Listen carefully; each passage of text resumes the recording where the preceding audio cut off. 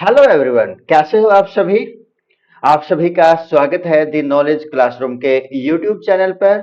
आज के इस वीडियो में हम बात करने वाले हैं भारत के संविधान की जो उद्देशिका है, या जिसको हम कभी ना कभी किसके नाम से जान सकते हैं, एक प्रस्तावना के नाम से हम जिसको जानते हैं, या जो इसका अन्य नाम है वो क्या हम मान सकते हैं, प्रस्तावना मान सकते हैं। तो उसके बारे में हम आज के इस वीडियो में डिटेल से पढ़ने वाले हैं। तो जो भारत का संविधान है, उसका जो ये उद्देशिका है या जो प्रस्तावना है, वो किस देश से, जो ये विचार है, ये विचार कहाँ से लिया गया है।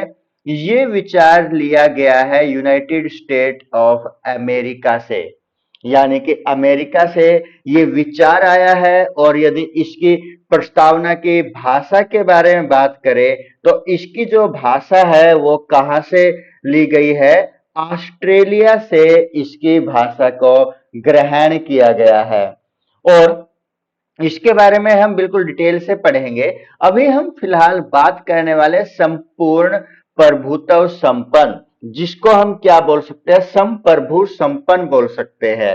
तो उसके बाद जो यहाँ पर इस प्रस्तावना की जो हमारी प्रकृति है, इसकी जो नेचर है, जिसको मुख्यतः संपूर्ण प्रभुत्व संपन्न नंबर एक, नंबर दो समाजवादी, नंबर तीन पंथ निरपेक्ष या धर्म निरपेक्ष, नंबर चार पर लोकतंत्रात्मक या लोकतांत्रिक, या फिर नंबर पांच गणराज्य।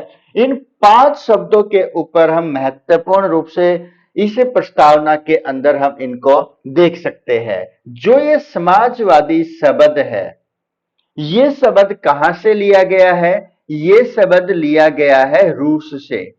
रूस से ये शब्द लिया गया है। और जो 42वां संविधान संशोधन हुआ था, 42वां संविधान संशोधन कब हुआ था, 1976 के अंदर 1976 में हुआ था।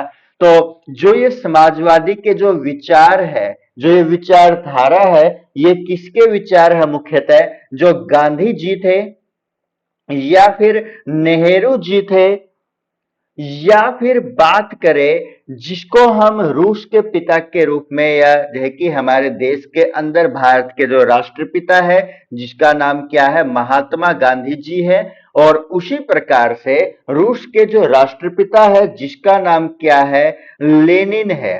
तो उनके ये विचार थे, इनके अंतर्गत जो समाजवादी से संबंध रखते हैं।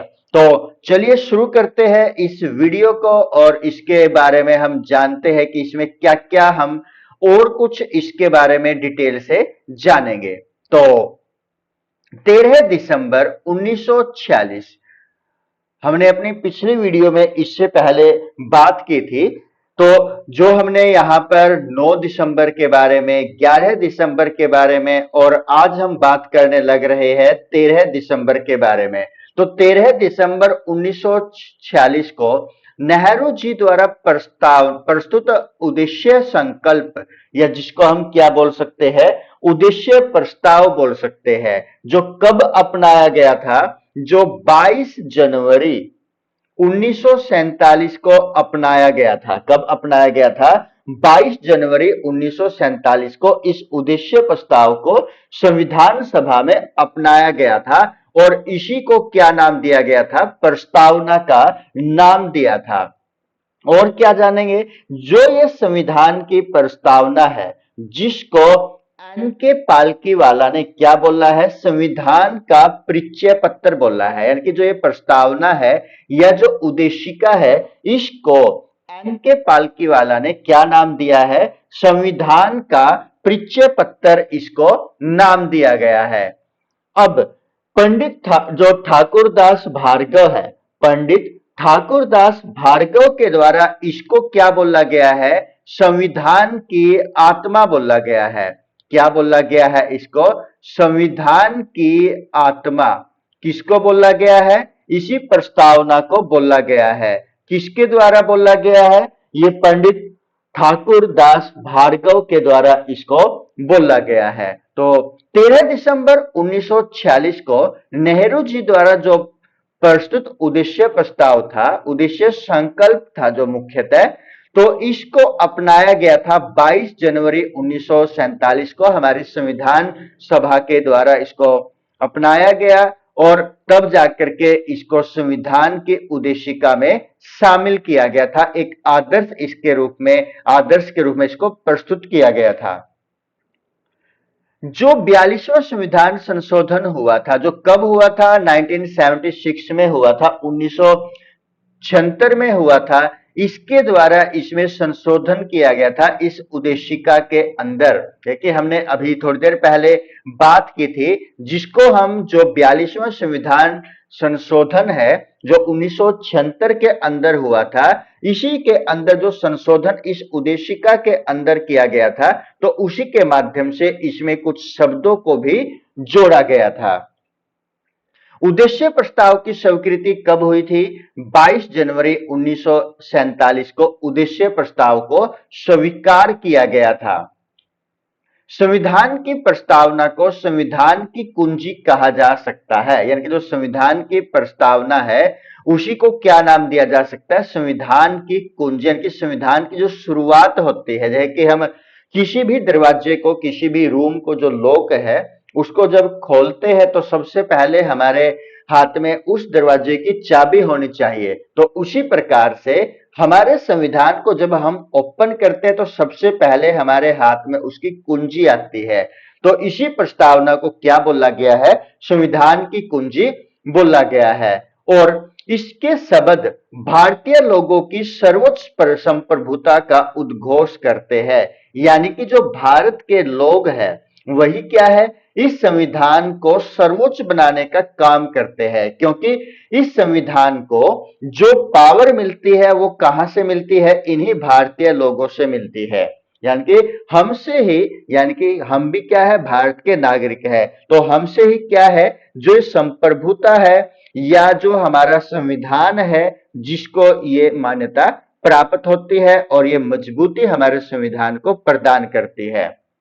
तो भारत का संविधान, उसके उद्देशिका ये है और उसके अंदर क्या क्या लिखा हुआ है उसके बारे में हम भारत के लोग भारत को एक संपूर्ण प्रभुत्व संपन्न, समाजवादी, पंथ निरपेक्ष, लोकतंत्रात्मक गणराज्य बनाने के लिए तथा उसके समस्त नागरिकों को जो भी ये बातें दी गई है, जैसे कि हम बात करेंगे यहां पर न्याय के बारे में, मुख्यतः यदि हम बात करें किसके बारे में बात करें? न्याय के बारे में बात करें, तो यहां पर जो न्याय है किस प्रकार का है? जो सामाजिक भी है, आर्थिक भी है और राजनीतिक न्याय के बारे में, कि समाज के अंदर किसी भी प्रकार का भेदभाव नहीं किया जाएगा कानून की नजर में, चाहे वो आर्थिक आधार पर हो, राजनीतिक आधार पर हो, सामाजिक आधार पर हो, तो सभी के साथ एक समान व्यवहार किया जाएगा, सभी को बिल्कुल एक समान न्याय की दृष्टि से देखा जाएगा। उसके बाद यदि हम स्वतंत्रता के बारे में बात करें, स्वतंत्रता चाहे वो विचारों की हो, यदि हम अपने विचारों को अभिव्यक्त करना चाहते हैं तो हम अपने विचारों को अभिव्यक्त कर सकते हैं जो अपने देश के हित में हो। विश्वास हम अपना किसी के ऊपर भी जता सकते हैं, या धर्म भी हम अपनी मर्जी से कोई भी धर्म अपना सकते हैं और किसी की भी उपासना हम कर सकते हैं। उसके बाद समता, यानी कि समानता के बारे में, अवसर की समानता है, प्रतिष्ठा की समानता है, तो उनको प्राप्त करने के लिए भी हमें किसका अधिकार मिला हुआ है? समता का अधिकार, समता के अधिकार यहां पर हमें मिले हुए हैं। तथा उन सब में व्यक्ति की गरिमा, यानी कि इन सब के अंदर जो महत्वपूर्ण है वो क्या है? उस व्यक्ति की गरिमा है और जो देश की एकता है, उस राष्ट्र की एकता है और अखंडता है, जिसके टुकड़े न किए जा सके, ऐसा सुनिश्चित करने वाले बंधुता बढ़ाने के लिए ही क्या है? ये उद्देशिका या जो प्रस्तावना है इसके अंदर ये ऐसे शब्दों को शामिल किया गया है जो मुख्यतः सारे के सारे हमारे संविधान का एक निचोड़, एक निष्कर्ष हमारे सामने प्रस्तुत करते हैं। तो इस उद्देशिका को 26 नवंबर 1949 को क्या कर दिया गया था? हमारे इस संविधान को अंगीकृत अधिनियमित और आत्मर्पित करते हैं। ये कुछ कथन, कुछ जो पंक्तियां हैं हमारी इस उद्देशिका के बारे में यहाँ पर दर्शाए गए हैं। तो चलिए आगे बढ़ते हैं, कुछ महत्वपूर्ण बिंदुओं के ऊपर हम चर्चा करेंगे, अपने संविधान के बारे में कुछ रोचक जानकारियों को भी हम यहाँ पर देखेंगे। तो प्रस्तावना का विचार भारतीय संविधान में कहां से लिया गया है? यूएसए से लिया गया है, यूनाइटेड स्टेट ऑफ अमेरिका, यानी कि अमेरिका से जो ये विचार है ये लिया गया है प्रस्तावना का। जो प्रस्तावना का जो विचार आया है वो किस देश से आया है? यूएसए से आया है, यूनाइटेड स्टेट ऑफ अमेरिका से आया है, वहां के संविधान से। और जो इसकी भाषा है, भाषा कहां से ली गई है? ऑस्ट्रेलिया के संविधान से ली गई है। यानी कि जो प्रस्तावना की भाषा है वो भाषा कहां से ली गई है? वो भाषा ली गई है जो ऑस्ट्रेलिया का संविधान है उसके संविधान से इसको शामिल किया है।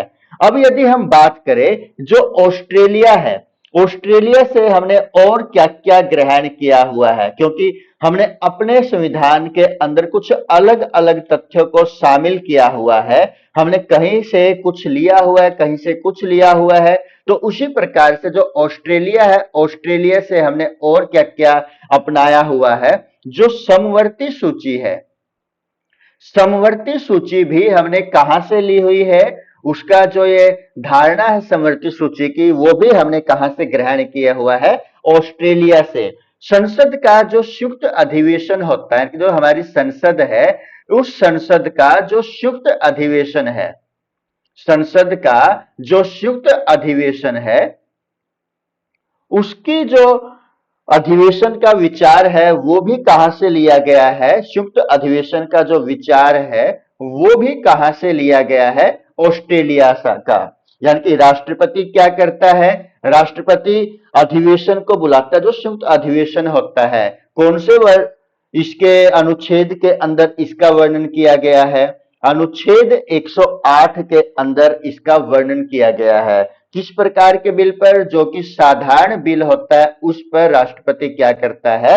इस संयुक्त अधिवेशन को बुलाता है। और इसकी जो अध्यक्षता है वो कौन करता है? लोकसभा का अध्यक्ष करता है। लोकसभा का जो अध्यक्ष है वही क्या करेगा? इसकी अध्यक्षता करेगा। जबकि जो ये विचार आया गया है संसद के संयुक्त अधिवेशन का, ये कहां से आया है? ऑस्ट्रेलिया से आया है। अब यदि हम बात करें संयुक्त अधिवेशन को कौन बुलाता है? राष्ट्रपति बुलाता है। कौन से अनुच्छेद में इसका वर्णन किया गया है? अनुच्छेद आर्टिकल 108 के अंदर इसका वर्णन किया गया है। कौन से बिल पर? साधारण बिल पर वो संयुक्त अधिवेशन बुला सकता है। इसकी अध्यक्षता कौन करता है? लोकसभा का अध्यक्ष करता है। यद्यपि यदि हम देखें, इसको बुलाता तो कौन है? राष्ट्रपति, लेकिन अध्यक्षता कौन करता है? लोकसभा का अध्यक्ष करता है। तो संविधान की जो भाषा है, प्रस्तावना की जो भाषा है, वो कहां से ली गई है? ऑस्ट्रेलिया के संविधान से ली गई है। उसके बाद और क्या लिया गया? जो वाणिज्य एवं व्यापार है उसके बारे में जो हमें शामिल किया हुआ वो विचार भी हमने कहां से लिए हैं? ऑस्ट्रेलिया से ग्रहण किए हुए हैं। प्रस्तावना संविधान में शामिल होते हुए भी कानूनी तौर पर उसका भाग नहीं माना जाता। यानी कि जो प्रस्तावना है हमारे संविधान का भाग तो है, उसमें शामिल तो है, लेकिन उसको कानूनी तौर पर हम संविधान का भाग नहीं मानते। प्रस्तावना संविधान में तो शामिल है, लेकिन कानूनी तौर पर उसको कानून का भाग या संविधान का भाग नहीं माना जाता। इसके अनुसार संविधान के अधीन जितनी भी शक्तियां हैं, उन शक्तियों का जो केंद्र बिंदु है, यानी कि इस संविधान को, भारत के संविधान को जितनी भी शक्तियां मिलती है, उन शक्तियों को देने वाला जो सोर्स है, जो स्रोत है, वो कौन है? भारत के लोग है, पीपल ऑफ इंडिया है। भारत के लोग ही क्या करते हैं? इस संविधान को शक्तियां प्रदान करते हैं।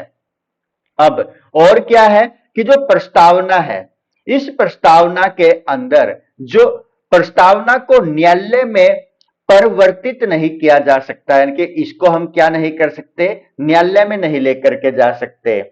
यह निर्णय कब लिया गया? यूनियन ऑफ इंडिया बना मदन गोपाल वाला जो केस था 1957 के अंदर, उसमें एक निर्णय के अंतर्गत यह घोषणा की गई थी कि जो प्रस्तावना है उसको क्या नहीं कर सकते, न्यायालय में नहीं लेकर के आ जा सकते। इसका अर्थ क्या हुआ कि यदि प्रस्तावना की अवहेलना होती है, वो अवहेलना कौन करेगी, या तो सरकार करेगी या देश का कोई नागरिक करेगा, तो उसकी रक्षा के लिए हम कहां नहीं जा सकते, कोर्ट नहीं जा सकते, न्यायालय अदालत नहीं जा सकते। यानी कि जो प्रस्तावना है, प्रस्तावना की अवहेलना किसी के द्वारा यदि की जाती है, चाहे वो सरकार के द्वारा या किसी अन्य व्यक्ति के द्वारा, तो उसकी रक्षा के लिए हम कहां नहीं जा सकते, अदालत नहीं जा सकते। और जानते हैं बेरुबाड़ी यूनियन वाद।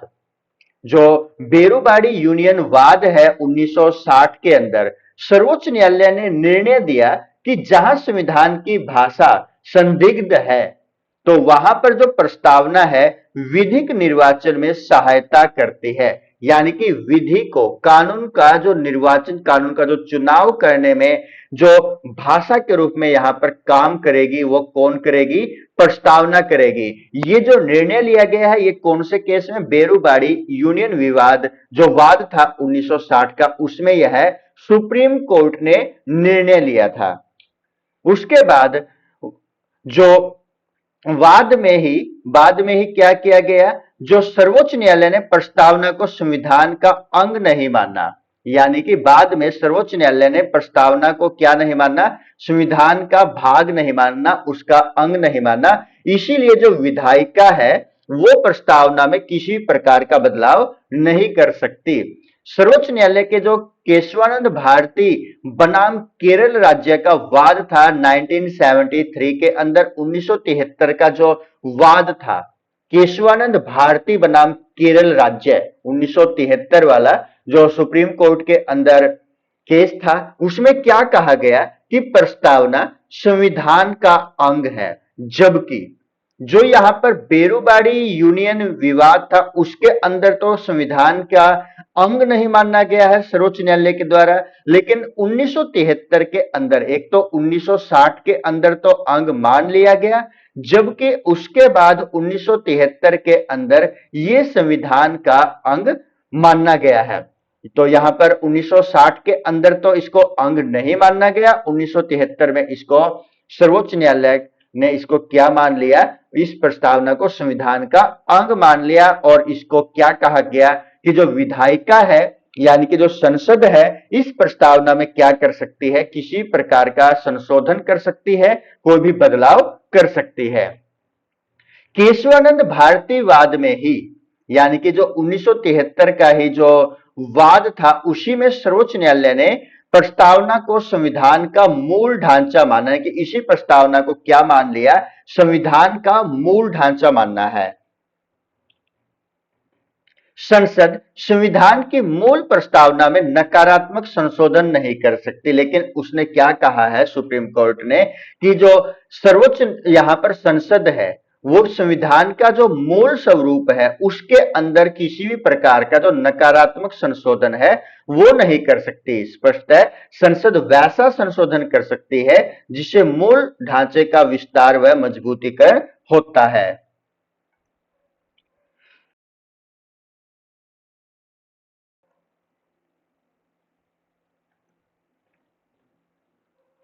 उसके बाद 42वां संविधान संशोधन अधिनियम 1976, यानी कि जो 42वां संविधान संशोधन हुआ था वो कब हुआ था, 1976 में हुआ था।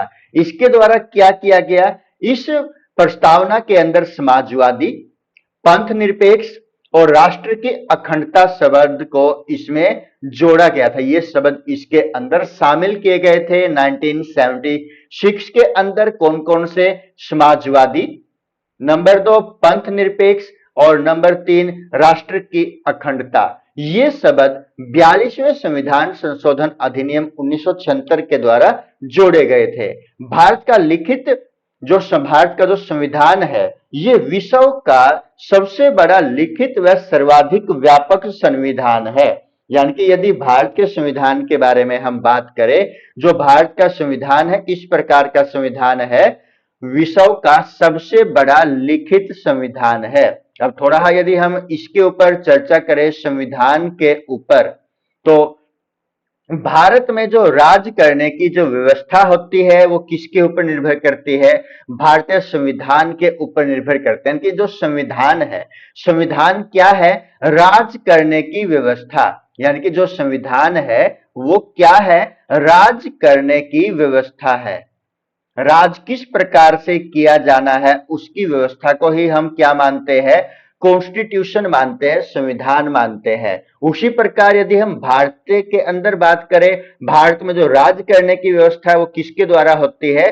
भारतीय संविधान के द्वारा होती है। इस संविधान के अंदर क्या शामिल होता है? जो नियम होते हैं या कानून होते हैं उन्हीं को लिखना, उनका लेखा जोखा ही क्या कहलाता है? संविधान कहलाता है। जो ये संविधान है एक शब्द है, वो शब्द कौन सा है? कॉन्स्टिट्यूशन।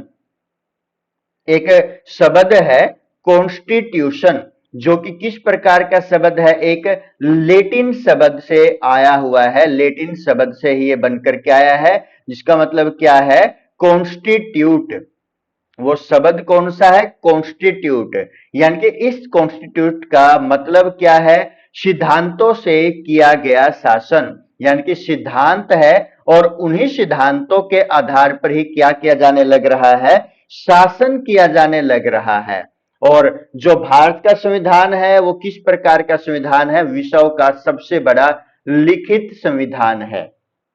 और जानते हैं कि जो ये संविधान है मुख्यतः दो प्रकार का होता है, एक तो लिखित और दूसरा अलिखित। लिखित संविधान, जो विश्व का सबसे पहला लिखित संविधान है वो किस देश का है? वो है यूएसए का। यानी कि विश्व का सबसे पहला पहला लिखित संविधान है वो किस देश का है? वो यूएसए का है। कब लिखा गया? 1787 के अंदर इसको लिखा गया था। कौन से सम्मेलन के अंदर? जो फिलाडेल्फिया सम्मेलन हुआ था उस सम्मेलन के अंदर इसको लिखा गया था। और लागू कब हुआ? ये 1789 के अंदर इसको लागू किया गया था। और जो ये विश्व का सबसे पहला लिखित संविधान है इसके अंदर भी क्या शामिल थे? उद्देश्य, जिसको यहां पर प्रस्तावना के रूप में हम देख सकते हैं। और यदि अब हम बात करें विश्व का सबसे बड़ा संविधान तो हमने देख लिया, और यदि हम छोटे संविधान के बारे में बात करें, विश्व का जो सबसे छोटा संविधान है वो किस देश का है? अब इसके दो उत्तर है। एक उत्तर है जो एसएससी के अनुसार है और दूसरा है एचएसएससी के अनुसार, एचएसएससी के अनुसार और एक स्टाफ सिलेक्शन कमीशन के अनुसार। ये अपवादित हो सकता है, इसको आप अपने आधार पर ही देख सकते हैं। एक तो है जो सबसे छोटा संविधान माना गया है वो मोनाको का माना गया है। कहां का? मोनाको का। और उसके बाद जो सबसे छोटा संविधान एसएससी ने जो उत्तर ठीक निकाला है वो क्या है? नोरू है। ये दो उत्तर है, एक तो नोरू और एक मोनाको। ये दो उत्तर यहां पर है, आप अपने अनुसार अपने विवेक से इस प्रश्न का उत्तर देख सकते हैं। तो आगे बढ़ते हैं। भारतीय राजनीतिक व्यवस्था में जो संविधान है वही क्या है? सर्वोच्च है। कि हमने यहां पर देखा कि भारत में जो राज करने की जो व्यवस्था है वही मुख्य रूप से क्या है? भारतीय संविधान, जो नियमों का ही एक प्रकार का लेखा जोखा है। उसके बाद भारत का जो संविधान है अपना जो अधिकार है, प्राधिकार है, वो कहां से प्राप्त करता है? भारत के लोगों से, भारत की जनता से ही यह अधिकार प्राप्त करता है। उसके बाद यदि हम जाने, भारत सरकार अधिनियम 1935 वह दस्तावेज है जिसका भारतीय संविधान तैयार करने में एक गहरा प्रभाव पड़ता है। यानी कि यदि हम इसको ये बोले कि भारतीय संविधान जो वर्तमान में हम यूज करते हैं उसमें ज्यादातर हिस्सा भारत सरकार अधिनियम जो 1935 की दस्तावेज है उसी में से हमने भारतीय संविधान का ज्यादातर हिस्सा तैयार किया हुआ है। तो इसी कारण से जो यह अधिनियम है 1935 का, या जो यह दस्तावेज है जिसका भारतीय संविधान का जो जिस टाइप तैयार किया गया था उसका एक सीधा प्रभाव इसके ऊपर पड़ा है। भारत के संविधान में संघीय शासन शब्द का प्रयोग कहीं भी नहीं किया गया है कि जो संघीय शब्द है उसका प्रयोग हमें भारतीय संविधान में कहीं भी देखने को नहीं मिलता। इसमें भारत के संविधान में तो भारत को क्या बोला है, राज्यों का संघ घोषित किया गया है कि राज्यों का संघ इसको बोला गया है भारत के संविधान में। संविधान की जो अवधारणा है वो किसकी देन है, फ्रांस की देन है। प्रस्तावना में प्रयुक्त जो स्वतंत्रता, समानता एवं बंधुत्व जो शब्द है वो फ्रांसीसी क्रांति से ही प्रेरित है। तो दोस्तों कमेंट करके बताइएगा कि फ्रांसीसी क्रांति कब हुई थी, इसका सही उत्तर आप कमेंट कीजिएगा। तो दोस्तों आपको ये हमारी वीडियो किस प्रकार की लगी हमें कमेंट करके आवश्यक बताइएगा। और यदि आप दोस्तों हमारे इस चैनल पर नए हो और आपने हमारे इस चैनल को अभी तक सब्सक्राइब नहीं किया तो प्लीज सब्सक्राइब। और यदि आपको हमारी ये वीडियो पसंद आई है तो आप इसको लाइक भी करें। जल्द मिलते हैं किसी अन्य टॉपिक के साथ, तब तक के लिए सभी को जय हिंद, नमस्कार, धन्यवाद।